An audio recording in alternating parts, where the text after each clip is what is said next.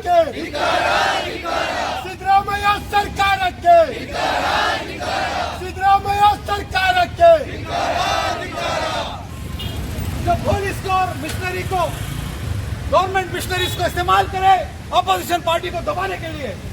Police ED CBI एक independent body है, वो सरकार के गुलाम नहीं है। उन्हें एक्शन लेना चाहिए मुजरिमों के खिलाफ, जो गलती करता है उसके खिलाफ एक्शन लेना चाहिए। इतने एहतजाज इतने एफआईआर होने के बावजूद कल्लड़ का प्रभाकर भट्ट को आज खुलेआम जंगली सांड की तरह घूम रहा है। उसके हौसले बुलंद हो गए या नहीं? वो और जोर से मुसलमानों के खिलाफ जाए, शांति तोड़ने और ज्यादा उन्हें इख्तिलाफ और नफरत की आंधी फैलाए गए थे नहीं। प्रमोद मुतालिक के खिलाफ 384 केस दर्ज है, आज भी खुले सांड की तरह घूम रहा है। अगर मैं या हमारा आलिम या हमारी पार्टी वाला कोई बयान कर दे तो रात को आधी रात को आकर हमें ले जाते हैं। हमने कई एहतजाज करने की कोशिश की, आज ही रात को आकर हमारे लोगों को उठाया गया।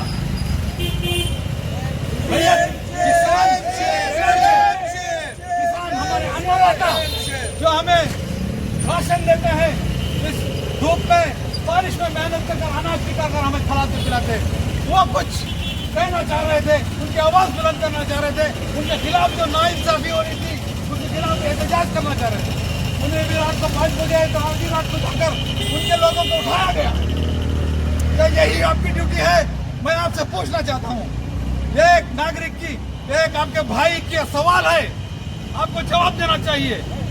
क्या ये सिर्फ कानून ಸ್ವಯಂ ಪ್ರೇರಿತ ಕೇಸ್ಗಳು,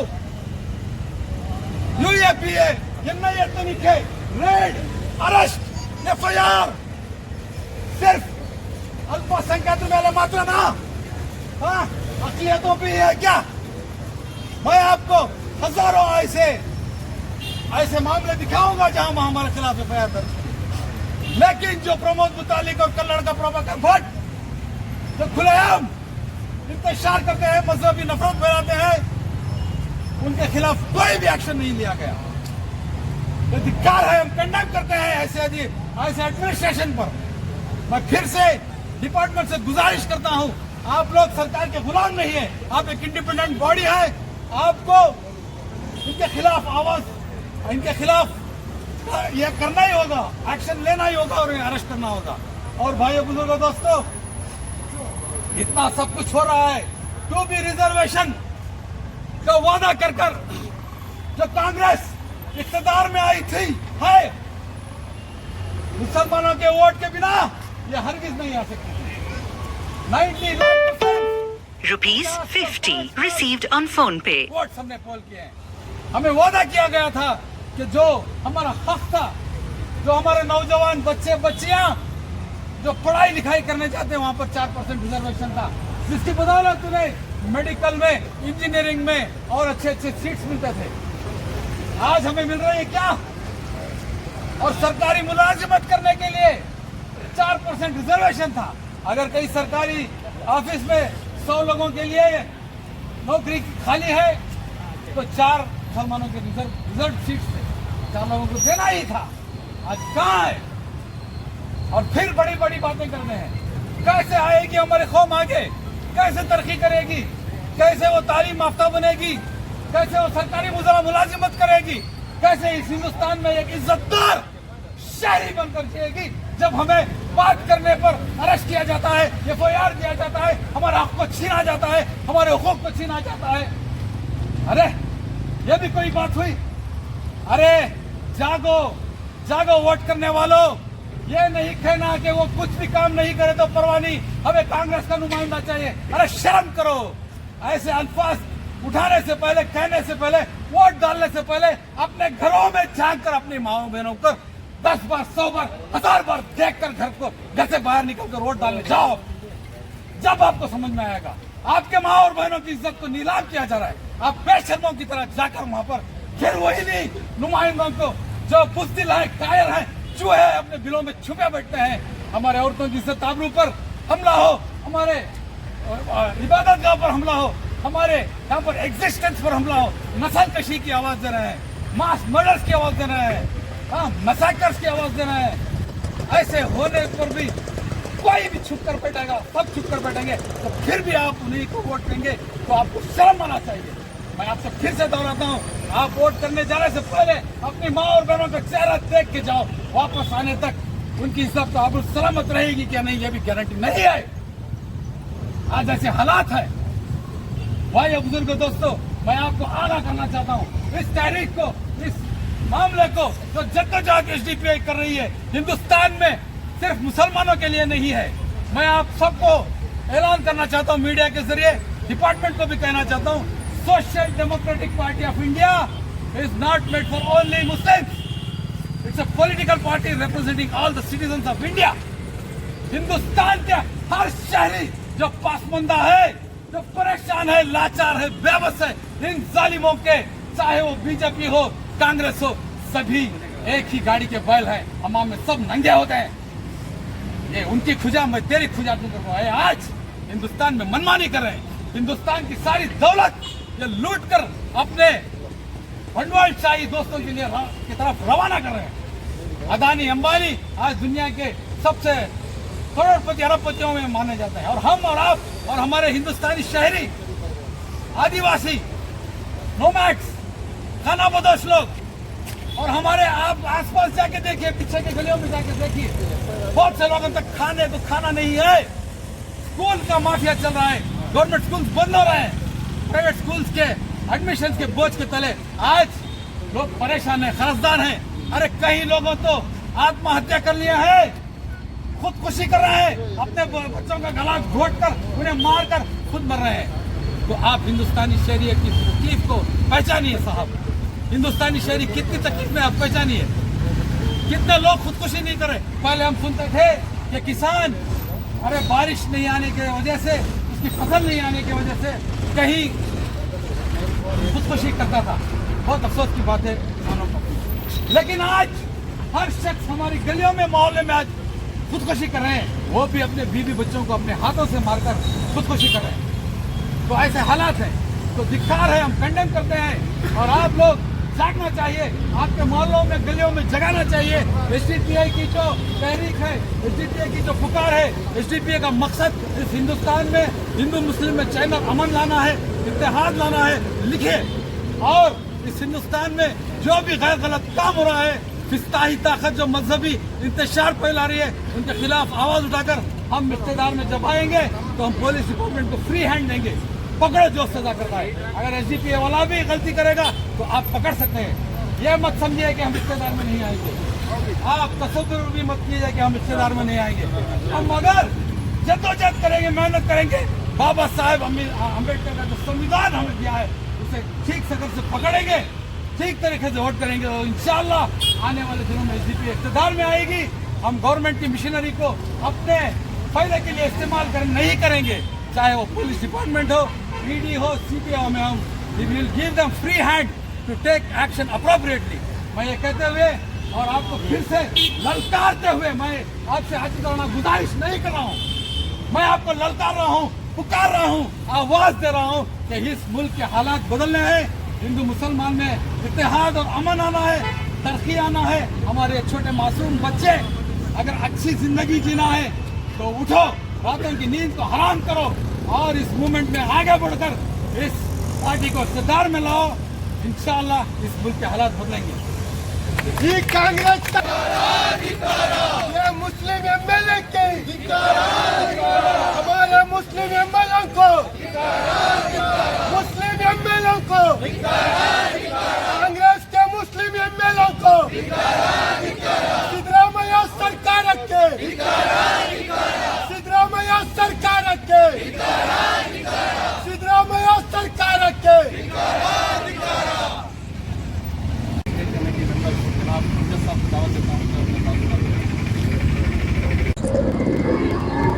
ಮುಸ್ಲಿಂ ಶಾಸಕರೇ ಮಾತನಾಡಿ ಈ ಸ್ಥಿತಿಗೆ ತಂದುಕೊಂಡಿರುವಂತಹ ಕರ್ನಾಟಕ ರಾಜ್ಯದ ಸಮಸ್ತ ಅಲ್ಪಸಂಖ್ಯಾತ ಮುಸ್ಲಿಂ ಶಾಸಕರುಗಳಿಗೆ ಧಿಕ್ಕಾರವನ್ನು ಹೇಳ್ತಾ ನನ್ನ ಮಾತನ್ನ ಪ್ರಾರಂಭ ಮಾಡಲಿಕ್ಕೆ ಇಚ್ಛೆ ಮಾಡ್ತೇನೆ. ಮುಸ್ಲಿಂ ಶಾಸಕರ ಮಾತಾಡಿ, ಮುಸ್ಲಿಂ ಶಾಸಕರ ಮಾತಾಡಿ, ನಂಬಿಕೆ ದ್ರೋಹಿ ಮುಸ್ಲಿಂ ಶಾಸಕರುಗಳಿಗೆ, ನಂಬಿಕೆ ದ್ರೋಹಿ ಮುಸ್ಲಿಂ ಶಾಸಕರುಗಳಿಗೆ ಮುಸ್ಲಿಂ ಶಾಸಕರ ಮಾತಾಡಿ, ಮುಸ್ಲಿಂ ಶಾಸಕರ ಮಾತಾಡಿ. ಸ್ನೇಹಿತರೆ, ನನ್ನ ಆತ್ಮೀಯರಾದ ನಾಯಕರುಗಳೇ, ನನ್ನೆಲ್ಲ ಸಹೋದರ ಸಹೋದರಿ ಕಾರ್ಯಕರ್ತರೇ, Social Democratic Party of India ಪ್ರಸ್ತುತ ರಾಜ್ಯದ ಕಾಂಗ್ರೆಸ್ ಸರ್ಕಾರ ಏನು ಮುಸ್ಲಿಂ ಸಮುದಾಯದ ಬಗ್ಗೆ ತಾರತಮ್ಯ ಧೋರಣೆಯನ್ನು ಅನುಸರಿಸಿಕೊಂಡು ಬರ್ತಾ ಇದೆ. ಈ ಹೊತ್ತಿನಲ್ಲಿ ಸರ್ಕಾರದ ಮೇಲೆ ಒತ್ತಡವನ್ನು ಹೇರಿ ಮುಸ್ಲಿಮರ ಹಿತಾಸಕ್ತಿಗೆ, ಅವರ ಅಭಿವೃದ್ಧಿಗೆ, ಅವರ ಮೇಲೆ ಆಗುತ್ತಿರುವಂತಹ ಅನ್ಯಾಯಗಳ ವಿರುದ್ಧ ಕ್ರಮ ತೆಗೆದುಕೊಳ್ಳಲಿಕ್ಕಾಗಿ ಸರ್ಕಾರದ ಮೇಲೆ ಒತ್ತಡ ಏನು ಹಾಕಬೇಕಾಗಿತ್ತು, ಆ ಹೊತ್ತಿನಲ್ಲಿ ಮೌನ ಧೋರಣೆ ತಾಳಿಕೊಂಡಿರುವಂತಹ ಕರ್ನಾಟಕದ ಅಲ್ಪಸಂಖ್ಯಾತ ಮುಸ್ಲಿಂ ಶಾಸಕರ ವಿರುದ್ಧ ಪ್ರತಿಭಟನೆ ಮಾಡುವಂತಹ ದುರ್ದೈವದ ಸಂದರ್ಭ ಬಂದಿರುವುದು ಅತ್ಯಂತ ಖೇದಕರ. ನಾವು ಅಂದ್ರೆ ಸೋಷಿಯಲ್ ಡೆಮಾಕ್ರೆಟಿಕ್ ಪಾರ್ಟಿ ಆಫ್ ಇಂಡಿಯಾದ ಕರ್ನಾಟಕ ಘಟಕ ಏನಿದೆ, ಅದು ರಾತ್ರೋರಾತ್ರಿ ಅಥವಾ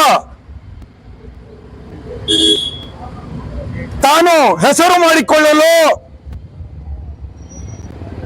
ಈ ಪ್ರತಿಭಟನೆಯನ್ನು ಹಮ್ಮಿಕೊಂಡಿರುವುದು ಅಲ್ಲ.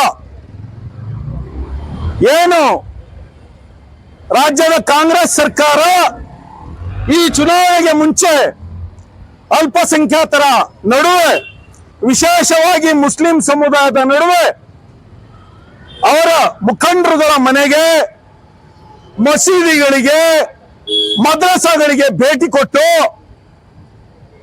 ಏನು ಅಂದಿನ ಬಿಜೆಪಿ ಸರ್ಕಾರದ ಭಯದ ವಾತಾವರಣ ಇತ್ತು, ತಾರತಮ್ಯದ ಆಡಳಿತ ಇತ್ತು, ಕೋಮುವಾದಿ ಪುಂಡು ಪೋಖರಿ ಸಂಘಟನೆಗಳಾದ ಬಜರಂಗ ದಳ, ವಿಶ್ವ ಹಿಂದೂ ಪರಿಷತ್, ಶ್ರೀರಾಮ ಸೇನೆಯ ಪುಂಡಾಟಿಕೆಯ ಯಾವುದೇ ತಡೆ ಇಲ್ಲದೆ ಸಾಗುತ್ತಿತ್ತು. ಮತ್ತೆ ಕಳೆದ 5 ವರ್ಷಗಳಲ್ಲಿ ಮುಸ್ಲಿಮರ ಅಭಿವೃದ್ಧಿಯ ಬಗ್ಗೆ ಕಿಂಚಿತ್ತು ಕಾಳಜಿ ತೋರದ ರಾಜ್ಯದ ಬಿಜೆಪಿ ಸರ್ಕಾರ ಇತ್ತು. ಕಳೆದ 30 ವರ್ಷಗಳಿಂದ ಇದ್ದಂತಹ 2B ಮೀಸಲಾತಿ ಏನಿತ್ತು, ಅದನ್ನ ವಾಪಸ್ ಪಡೆದಂತಹ ಬಿಜೆಪಿ ಸರ್ಕಾರ ಇಂತಹ ಎಲ್ಲ ಅನ್ಯಾಯಗಳನ್ನ ತಾನು ಕಾಂಗ್ರೆಸ್ ಪಕ್ಷ ಅಧಿಕಾರಕ್ಕೆ ಬಂದರೆ ಎಲ್ಲವನ್ನು ಸರಿಪಡಿಸುವುದಾಗಿ ಹೇಳಿ ಮಾತನ್ನು ಕೊಟ್ಟು ವಿಶ್ವಾಸ ಗಳಿಸಿಕೊಂಡು ಮುಸ್ಲಿಮರು ಏನು ಮತದಾನ ಮಾಡಿದ್ರು ಅದರಲ್ಲಿ 95%, ಅಂದರೆ ಸುಮಾರು 50 ಲಕ್ಷಕ್ಕಿಂತ ಹೆಚ್ಚು ಮತದಾನ ಪಡೆದು ಅಧಿಕಾರಕ್ಕೆ ಬಂದಂತಹ ಕಾಂಗ್ರೆಸ್ ಪಕ್ಷ ತನ್ನ ಪ್ರಥಮ ಕ್ಯಾಬಿನೆಟ್ ಮೀಟಿಂಗ್ ನಲ್ಲೇ 2B ಮೀಸಲಾತಿಯನ್ನು ವಾಪಸ್ ಮಾಡ್ತೇವೆ, ನಂತರದ ದಿನಗಳಲ್ಲಿ ಏನು ಪುಂಡಾಟಿಕೆ ಮೆರೆಯುವಂತಹ ಹಿಂದುತ್ವದ ಹೆಸರಿನಲ್ಲಿ ಪುಂಡಾಟಿಕೆ ಮೆರೆಯುವಂತಹ ಸಂಘಟನೆಗಳೇನಿದೆ, ಅದು ಶ್ರೀರಾಮ ಸೇನೆ ಆಗಿರಬಹುದು, ಬಜರಂಗ ದಳ ಆಗಿರಬಹುದು, ವಿಶ್ವ ಹಿಂದೂ ಪರಿಷತ್ ಆಗಿರಬಹುದು, ಅಥವಾ ಬಿಜೆಪಿಯ ಕೃಪಾ ಪೋಷಿತ ಪುಂಡು ಪೋಖರಿಗಳಾಗಿರಬಹುದು, ತಮ್ಮ ಹಿಂದೂ ಧರ್ಮದ ಘನತೆಯನ್ನು ಮರೆತ ಕೆಲವು ಪುಂಡ ಮಠಾಧೀಶರುಗಳಾಗಿರಬಹುದು, ಅವರ ಎಲ್ಲರ ವಿರುದ್ಧ ಕ್ರಮ ತೆಗೆದುಕೊಳ್ತೇವೆ, ಅವರನ್ನು ಜೈಲಿಗೆ ಹಾಕ್ತೇವೆ ಅಂತ ಹೇಳಿ ಅಧಿಕಾರಕ್ಕೆ ಬಂದ ನಂತರದಲ್ಲಿ ಏನು ವಾಗ್ದಾನ ಮಾಡಿದ್ರು ಅದನ್ನು ಕೂಡ ನಡೆದುಕೊಳ್ಳಿಲ್ಲ, ಆ ಮಾತಿಗೆ ತಕ್ಕಂತೆ ನಡೆದುಕೊಳ್ಳಿಲ್ಲ. ಮುಸ್ಲಿಮರ ಅಭಿವೃದ್ಧಿಗೆ 2013ರಲ್ಲಿ ಸಿದ್ದರಾಮಯ್ಯನವರು ಅಧಿಕಾರಕ್ಕೆ ಬರುವ ಮುಂಚೆ ನಾನು ಅಧಿಕಾರಕ್ಕೆ ಬಂದಲ್ಲಿ 10,000 ಕೋಟಿಯನ್ನ ಅಲ್ಪಸಂಖ್ಯಾತರ ಏಳಿಗೆಗಾಗಿ ಬಜೆಟ್ ನಲ್ಲಿ ಅಧಿಕೃತವಾಗಿ ಘೋಷಣೆ ಮಾಡ್ತೇನೆ ಅಂತ ಹೇಳಿದ್ರು. ಅಂದು ಸುಮಾರು 800 ಕೋಟಿ ಇದ್ದಂತಹ ಬಜೆಟ್ ಅನ್ನ ತಮ್ಮ ಅಧಿಕಾರದ ಕೊನೆಯ ಅವಧಿಯಲ್ಲಿ 2018ರವರೆಗೆ ಕೇವಲ 2,500 ಕೋಟಿಗೆ ಮಾತ್ರ ತಂದು ನಿಲ್ಲಿಸಿದ್ರು. ಅದು ಕೂಡ ಸತತವಾಗಿ ಇಡೀ ರಾಜ್ಯದಾದ್ಯಂತ ಎಲ್ಲ ಜಿಲ್ಲಾ ಕೇಂದ್ರಗಳಲ್ಲಿ ಎಸ್ಡಿಪಿಐ ಪಕ್ಷ ಪ್ರತಿಭಟನೆ ಕೈಗೊಂಡ ಪರಿಣಾಮವಾಗಿ ಅದು 800 ಕೋಟಿಯಿಂದ 2,000 ಚಿಲ್ಲರೆ ಕೋಟಿಗೆ ಏರಿಕೆ ಆಯಿತು. ಅಂದು ಎಸ್ಡಿಪಿಐ ಪಕ್ಷ ಒತ್ತಡ ಹಾಕಿಲ್ಲದೆ ಇದ್ದಿದ್ರೆ ಅದು 700,000 ಕೋಟಿಗೆ ಮಾತ್ರ ಸೀಮಿತ ಆಗಿರ್ತಾ ಇತ್ತು. ಎಸ್ಡಿಪಿಐನ ಹೋರಾಟದ ಫಲ 2018ರವರೆಗೆ 2,500 ಕೋಟಿಗೆ ಅಲ್ಪಸಂಖ್ಯಾತರ ಮುಸ್ಲಿಂ ಬಜೆಟ್ನ ಪ್ರಮಾಣ ಬಂದು ನಿಂತಿತು. ಮತ್ತೆ 2023ರ ಚುನಾವಣೆಗೆ ಮುಂಚೆ ಅದೇ ಹಳೆ ಬೇಡಿಕೆಯಾದ 10,000 ಕೋಟಿಯನ್ನ ಕೊಡ್ತೇನೆ ಅಂತ ಹೇಳಿದ್ರು. ಪ್ರಥಮ ಬಜೆಟ್ ನಲ್ಲೇ ಘೋಷಣೆ ಮಾಡ್ತೇನೆ ಅಂತ ಹೇಳಿದ್ರು. ಬಜೆಟ್ ಆಗಿ ಸರಿಸುಮಾರು 6 ತಿಂಗಳು ಆಯ್ತಾ ಬಂತು. ಈವರೆಗೆ ಮತ್ತೆ ಅದೇ 2,200 ಕೋಟಿಯನ್ನ ಮಾತ್ರ ಮೀಸಲಿಟ್ಟು ಮಹಾನ್ ಮೋಸ ಅಲ್ಪಸಂಖ್ಯಾತ ಮುಸ್ಲಿಂ ಜನಾಂಗಕ್ಕೆ ಮಾಡಿದ್ದಾರೆ. ಇತ್ತ ಕಡೆ ಮತಾಂಧ ಸಂಘಟನೆಗಳ ಮೇಲೆ ಕಠಿಣ ಕ್ರಮ ಇಲ್ಲ, ಅದರ ಪುಂಡು ನಾಯಕರುಗಳ ಮೇಲೆ ಕೇಸನ್ನು ಹಾಕಿ ಜೈಲಿಗೆ ಹಾಕ್ತೇವೆ, ಕಠಿಣ ಕ್ರಮ ತೆಗೆದುಕೊಳ್ತೇವೆ ಅಂತ ಹೇಳಿದ್ದು ಅದು ಜಾರಿಗೆ ಆಗಲಿಲ್ಲ. ಬಜೆಟ್ನ 10,000 ಕೋಟಿ ಕೂಡ ಸಿಕ್ಕಲಿಲ್ಲ. ಈ ಎಲ್ಲಾ ಕ್ರಮಗಳಿಂದ ಏನು ಅಲ್ಪಸಂಖ್ಯಾತರಿಗೆ ಆದ ಮೋಸ ಏನಿತ್ತು ಅದರ ಬಗ್ಗೆ ಗಮನ ಸೆಳೆಯುವ ಸಲುವಾಗಿ ಎಲ್ಲ ಜಿಲ್ಲಾ ಕೇಂದ್ರಗಳಲ್ಲಿ ಸೋಷಿಯಲ್ ಡೆಮೊಕ್ರೆಟಿಕ್ ಪಾರ್ಟಿ ಆಫ್ ಇಂಡಿಯಾದ ವತಿಯಿಂದ ಪ್ರತಿಭಟನೆಯನ್ನು ಹಮ್ಮಿಕೊಳ್ಳಲಾಯಿತು. ಇದು ಮೊದಲನೇ ಹಂತ. ಎರಡನೇ ಹಂತದಲ್ಲಿ ಕರ್ನಾಟಕ ರಾಜ್ಯದ ಬಿಜೆಪಿ ಹೊರತುಪಡಿಸಿದ ಎಲ್ಲ ಶಾಸಕರುಗಳು ಎಂಎಲ್ಸಿಗಳ ಮನೆ ಬಾಗಿಲಿಗೆ ಹೋಗಿ ಎಸ್ಡಿಪಿಐ ಪಕ್ಷದ ವತಿಯಿಂದ ಒಳ ಮೀಸಲಾತಿಯನ್ನು ಜಾರಿಗೆ ತರಬೇಕು, ಕಾಂತರಾಜ್ ವರದಿಯನ್ನು ಅನುಷ್ಠಾನಕ್ಕೆ ತರಬೇಕು, ಸ್ವೀಕರಿಸಬೇಕು, ಟೋಬಿ ಮುಸ್ಲಿಂ ಮೀಸಲಾತಿಯನ್ನು ಪುನರ್ ಲಾಗುಗೊಳಿಸಬೇಕು, ಅದರ ಮಿತಿಯನ್ನು 4ರಿಂದ 8ಕ್ಕೆ ಏರಿಸಬೇಕು ಅಂತ ಹೇಳಿ ಎಲ್ಲರಿಗೂ ಮನವಿ ಕೊಟ್ಟು ಬಂದಾಯ್ತು. ಇದರ ಬಗ್ಗೆ ಚಳಿಗಾಲದ ಬೆಳಗಾವಿ ಅಧಿವೇಶನದಲ್ಲಿ ತಾವೆಲ್ಲರೂ ಧ್ವನಿ ಕೇಳಿಕೊಳ್ಳ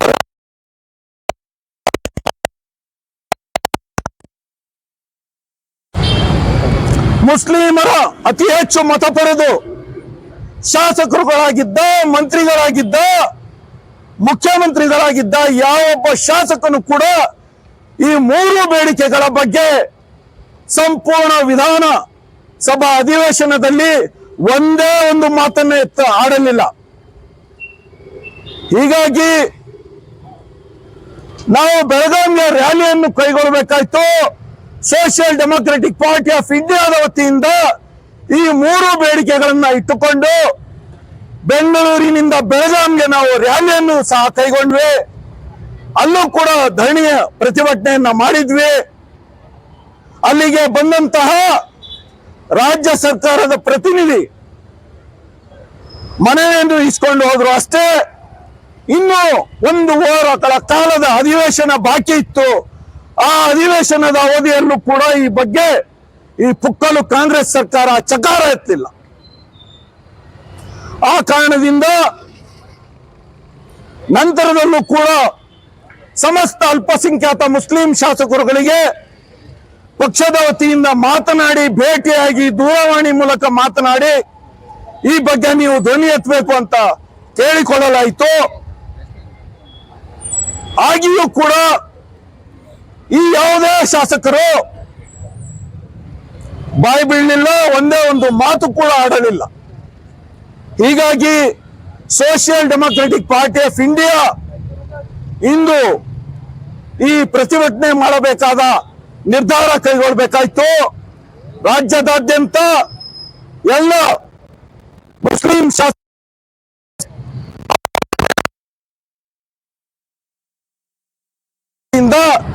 ಮುಸ್ಲಿಂ ಶಾಸಕರೇ ಮಾತನಾಡಿ ಎಂಬ ಪ್ರತಿಭಟನೆಯನ್ನು ನಾವು ಹಮ್ಮಿಕೊಂಡಿದ್ದೇವೆ. ಈ ಮೂಲಕನಾದ್ರೂ ಈ ಶಾಸಕರುಗಳು ಅವರು ನಮ್ಮ ನರಸಿಂಹರಾಜ ಕ್ಷೇತ್ರದ ಶಾಸಕರಾದ ತನ್ವೀರ್ ಸೇಠ್ ಆಗಿರಬಹುದು, ಮಂತ್ರಿಗಳಾದ ಜಮೀರ್ ಅಹಮದ್ ಖಾನ್ ಅವರಾಗಿರಬಹುದು, ರಹೀಂ ಖಾನ್ ಅವರಾಗಿರಬಹುದು, ಹಿರಿಯ ಶಾಸಕಿಯಾದ ಕನೀಜ್ ಫಾತಿಮಾ ಆಗಿರಬಹುದು, ಎನ್.ಎ. ಹ್ಯಾರಿಸ್ ಆಗಿರಬಹುದು, ರಿಜ್ವಾನ್ ಅರ್ಷದ್ ಆಗಿರಬಹುದು, ನಮ್ಮ ರಾಮನಗರದ ಇಕ್ಬಾಲ್ ಆಗಿರಬಹುದು, ಬೆಳಗಾವಿಯ ರಾಜು ಸೇಠ್ ಆಗಿರಬಹುದು, ಇವರೆಲ್ಲರಿಗೂ ಕೂಡ ಇಂದು ನಾವು ಎಚ್ಚರಿಕೆಯನ್ನು ಕೊಡ್ತಾ ಇದ್ದೇವೆ. ಈಗಲಾದ್ರೂ ನೀವು ಮಾತಾಡಲೇಬೇಕು. ಮಾತನಾಡದೆ ನಮ್ಮ ಈ ಪ್ರತಿಭಟನೆ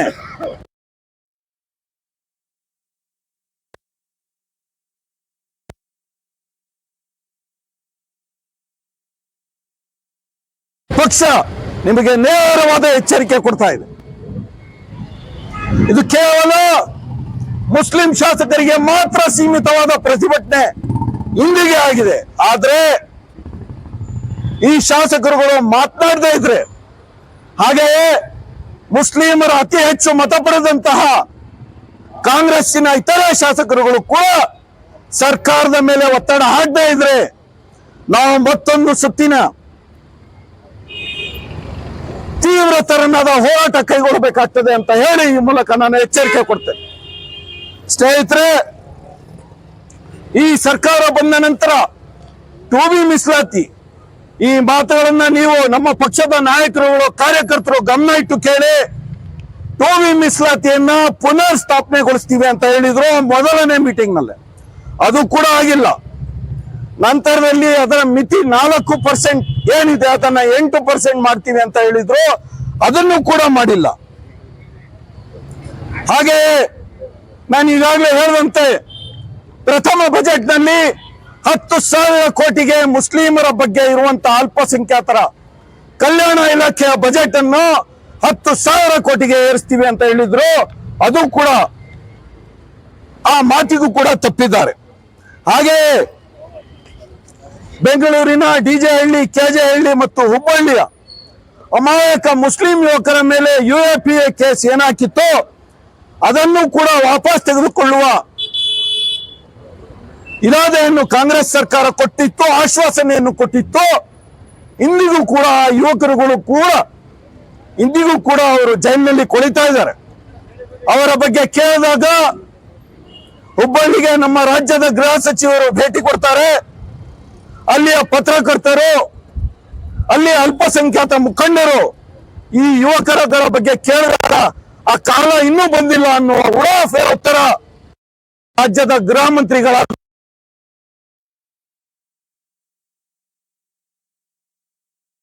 ದುಃಖದಾಯಕ ವಿಚಾರ.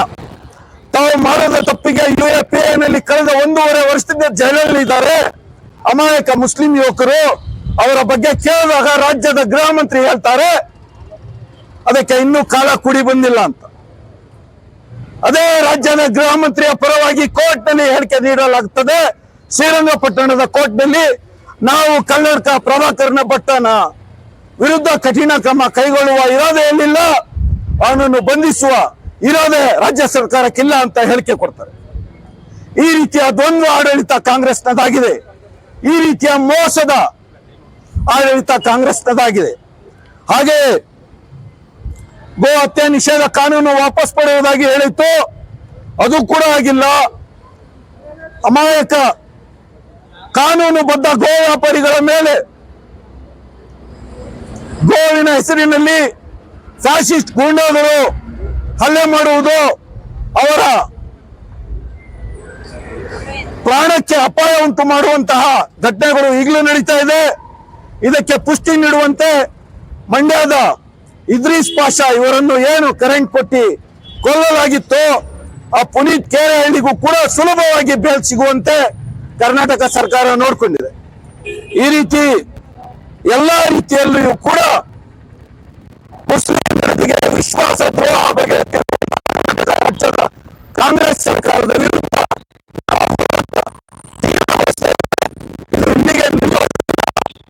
ನೀವು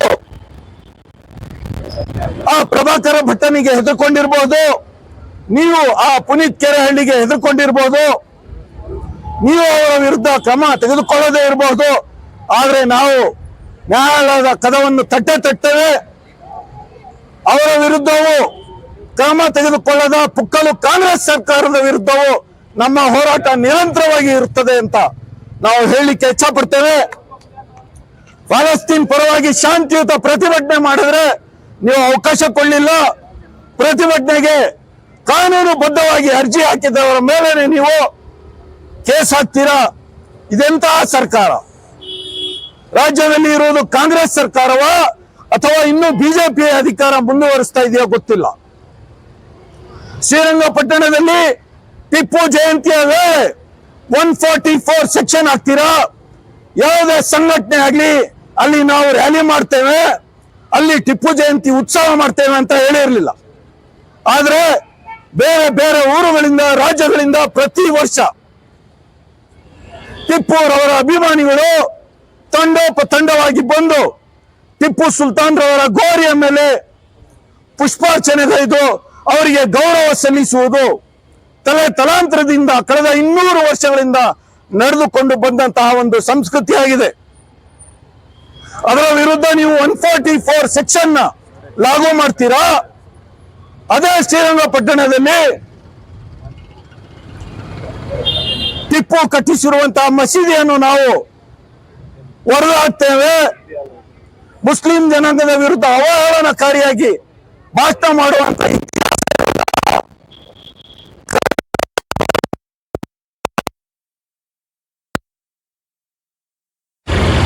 ಡಿಜೆ ತಗೊಂಡು ಮಸ್ಜಿದ್ನ ಮುಂದೆ ಅವಹೇಳನಕಾರಿಯಾಗಿ ಮುಸ್ಲಿಂ ಜನಾಂಗವನ್ನು ನಿಂದಿಸಿ ಟಿಪ್ಪು ಸುಲ್ತಾನ್ ರವರನ್ನು ನಿಂದಿಸಿ ಮಾತನಾಡಲು ಅವಕಾಶ ಮಾಡಿಕೊಡ್ತೀರಾ?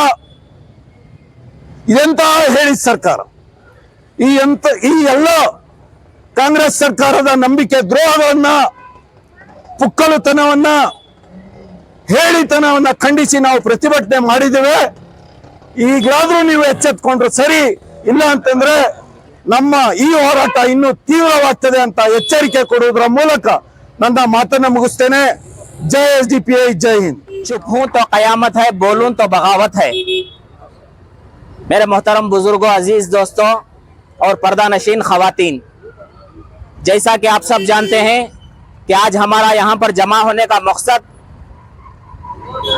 हमारे जो कर्नाटक के अंदर मुस्लिम नुमाइंदे जो एमएलएस की शक्ल में चुनकर भेजे गए थे, उनको पूरे कर्नाटक की जानिब से इसलिए भेजा गया था कि हमारे हलकों के अंदर जो परेशानियां हैं, हमारे हलकों के अंदर जो फैसिलिटीज नहीं है, हमारे हलकों के अंदर बेहतरीन हॉस्पिटल कायम कर सके, हमारे हलकों के अंदर बेहतरीन जो है एजुकेशन और तालीम के जो है मराकज कायम कर सके, हमारे हलकों के अंदर बेहतरीन पार्क कायम कर सके, हमारे हलकों के अंदर तरक्यात के काम कर सके।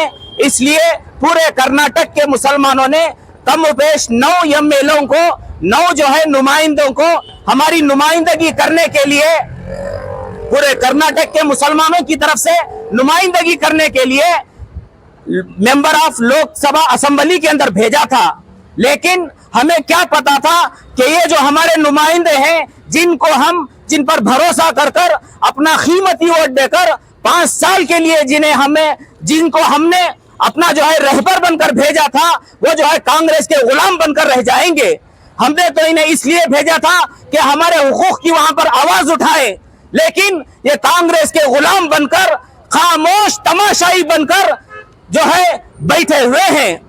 आपने देखा होगा कि क्या क्या जो है मरहले हमारे ऊपर गुजर रहे हैं।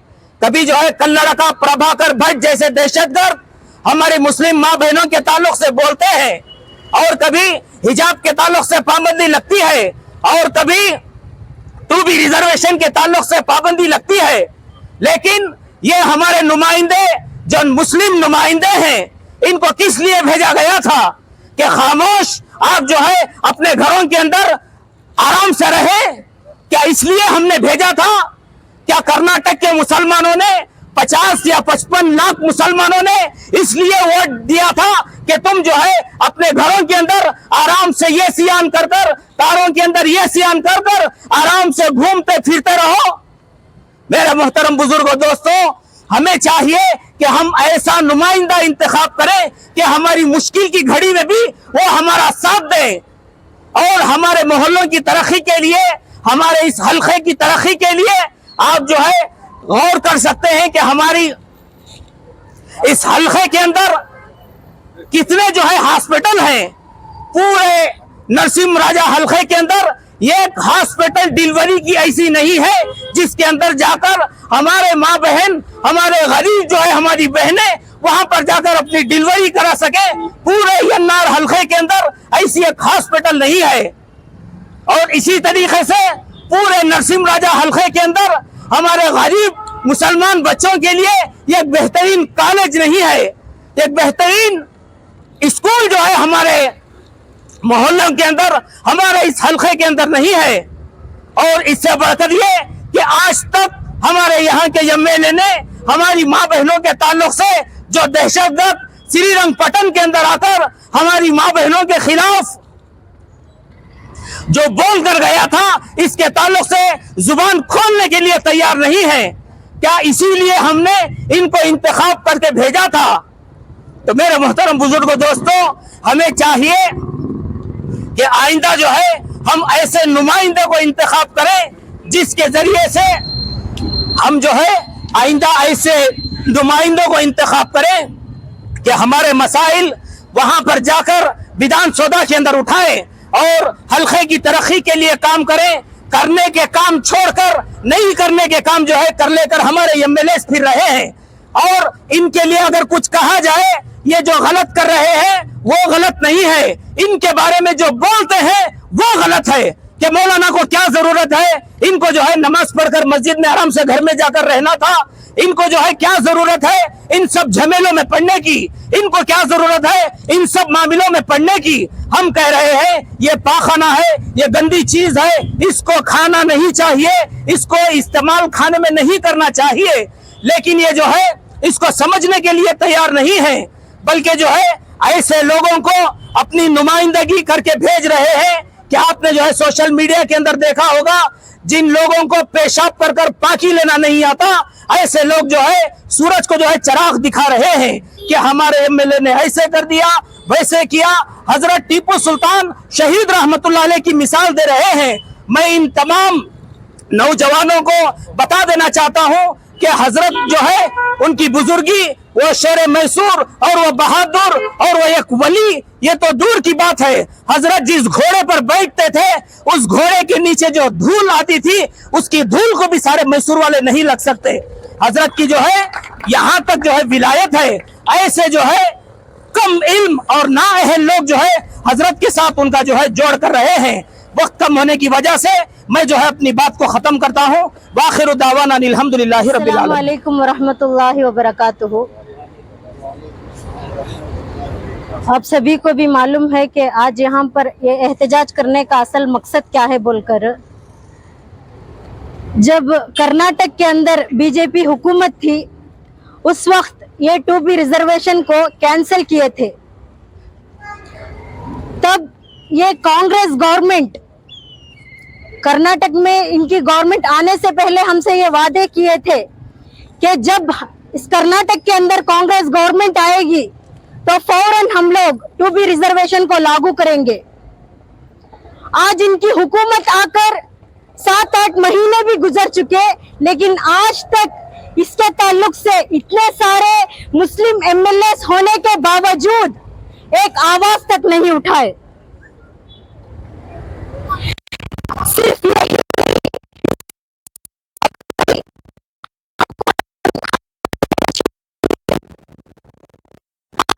हमसे हमारे खाने पर पाबंदी लगाई गई, अजान को रोकते गए। आज ये लोग मुस्लिम औरतों की इज्जत के साथ खिलवाड़ कर रहे हैं। होने के बावजूद इतने सारे मुस्लिम एमएलए रहने के बावजूद भी कोई भी इन औरतों के लिए आवाज नहीं उठा रहा है। जो श्रीरंगपट्टना के अंदर कल्लर का प्रभाकर भट्ट ने मुस्लिम औरतों के ताल्लुक से इतनी गंदी बात की थी, तो इसके खिलाफ हम लोगों ने प्रोटेस्ट करने के लिए हमारे विमेन इंडिया के मूवमेंट के लेडीज ने आगे बढ़े, तो उनके ऊपर भी 107 नोटिस को जारी किया इन लोगों ने।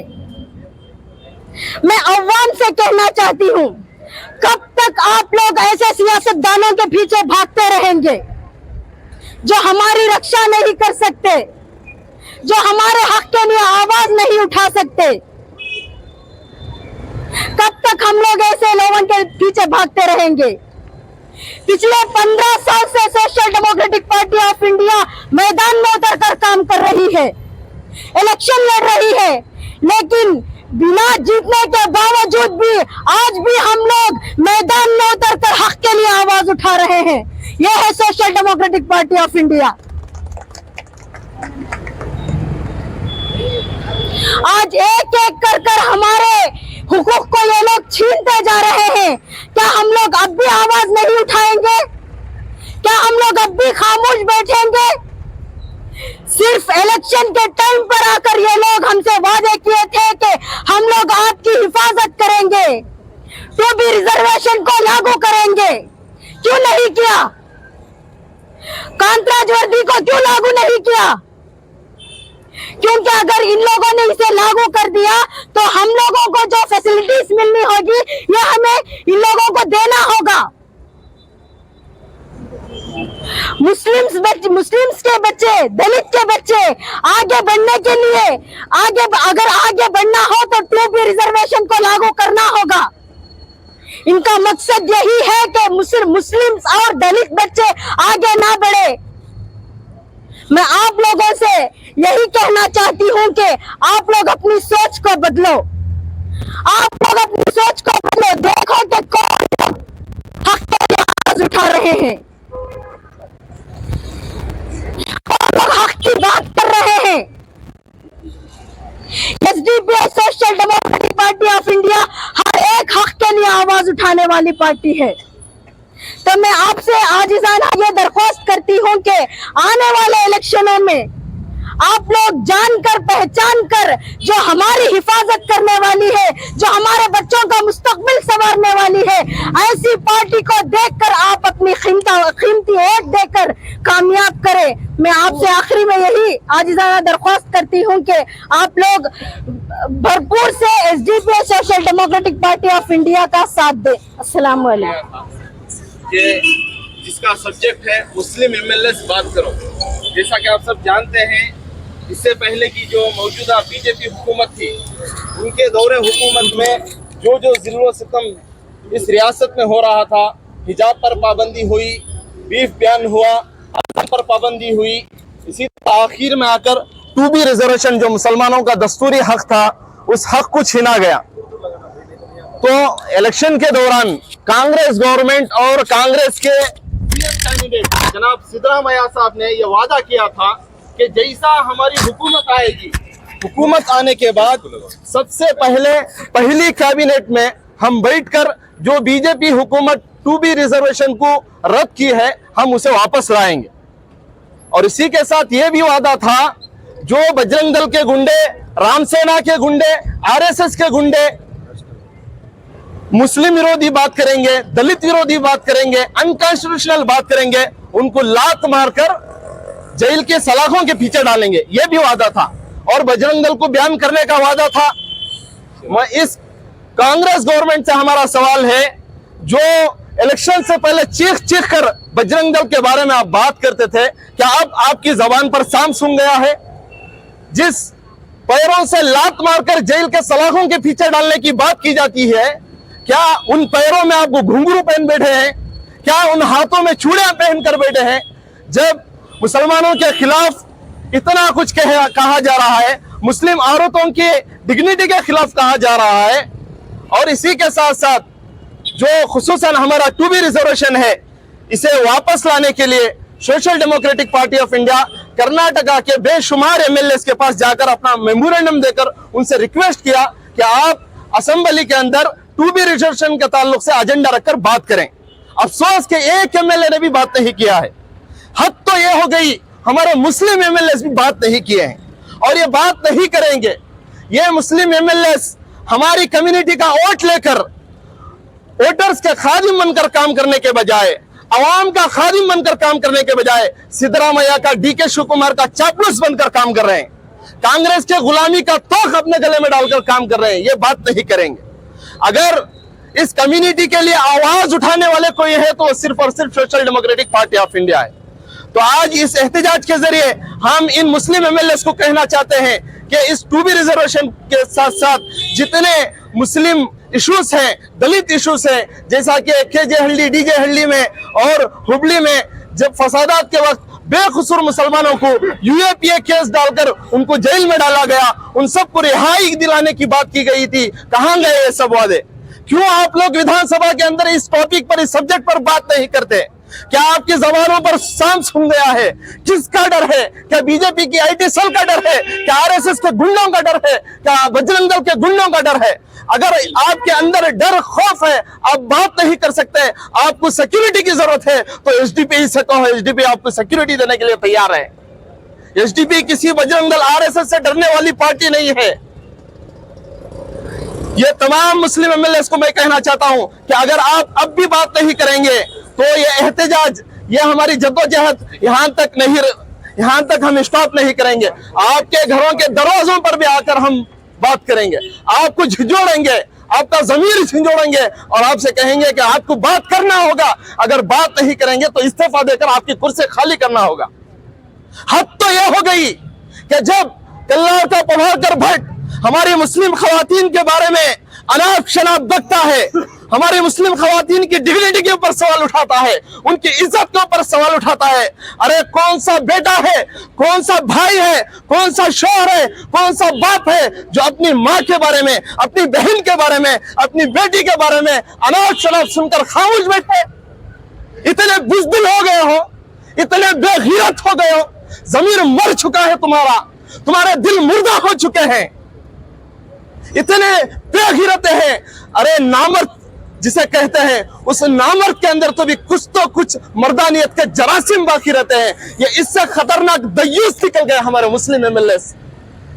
उतने भी मर्दानियत के जरासीम इनके अंदर नहीं है कि अपनी माँ के बारे में, अपनी बहन के बारे में, अपनी बेटी के बारे में अनाप शनाप सुनने के बावजूद भी एक लफ्ज खोलकर बात नहीं करते।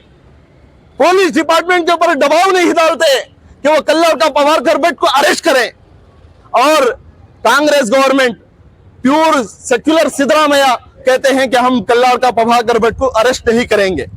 तो ये सब देखने के बाद हमारे इस कम्युनिटी के जितने माइनॉरिटीज हैं, मुसलमान, दलित, आदिवासी, आने वाले दिनों में जो एमपी इलेक्शन है, इस एमपी इलेक्शन में इनको सबक सिखाना है। ये कांग्रेस के लोग जब एमपी इलेक्शन में हमारे से वोट पूछने आएंगे तो वोट पूछने आने से पहले 2B रिजर्वेशन को वापस करना होगा, वरना एमपी इलेक्शन में हम तुम्हें सबक सिखाएंगे। जितने केजे हल्दी, डीजे हल्दी में और जितने हुबली के फसादात में मुस्लिम बेकसूर नौजवानों को यूएपीए डालकर, उनके ऊपर केसेस डालकर जेलों में डाला गया है, उनके केसों को आना होगा और उनको रिहाई देना होगा, वरना एमपी इलेक्शन में हम तुम्हें सबक सिखाएंगे। और बीफ बयान जो बीजेपी पिछली हुकूमत की है, वो बयान को हटाना होगा। और हिजाब के ऊपर जो पाबंदी लगी, सिद्धरामैया आते हैं और कहते हैं कि हिजाब के ऊपर से पाबंदी हट गई, फिर दूसरे दिन यू टर्न लेते हैं बीजेपी के आईटी सेल से डरकर।